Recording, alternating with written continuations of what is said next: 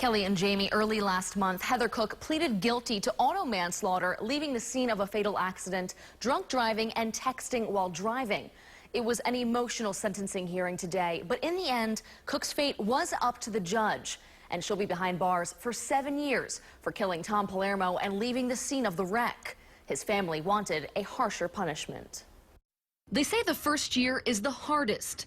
There was his birthday, then Father's Day, but today may have been the toughest for Tom Palermo's family. This tragedy will not define Tom or our family. Our resolve is strong as we hold Tom in our hearts. They didn't say much after court, but for 2 hours inside, Palermo's family gave emotional and powerful statements, sobbing and asking the judge for a harsh punishment. Former Episcopal Bishop Heather Cook was texting and drunk by nearly 3 times the legal limit when her car slammed into Palermo from behind as he was biking down Roland Avenue.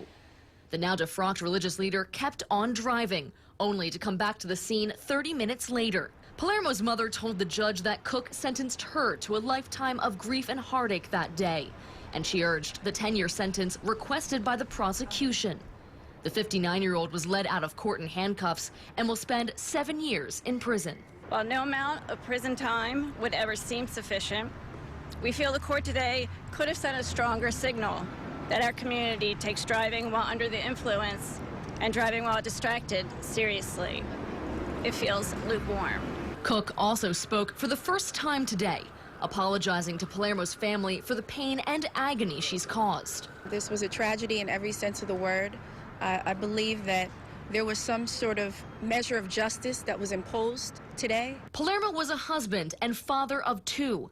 The 41-year-old's death outraged the local cycling community and shook the church.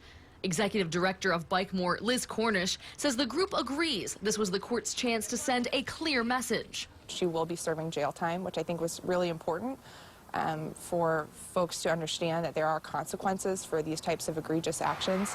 The tragic accident has also highlighted that Baltimore can do more to make the streets safer for everyone using them. It can repair the damage done to the Palermo family, but maybe it could save another life. Moving forward, we need to be certain that we are designing roads that accommodate all users, and that as people that are using the roads, we care about the other human beings that are there with us. Today's sentencing was the end of the legal part of this tragedy, but it's clear the pain and anguish for Palermo's loved ones is far from over.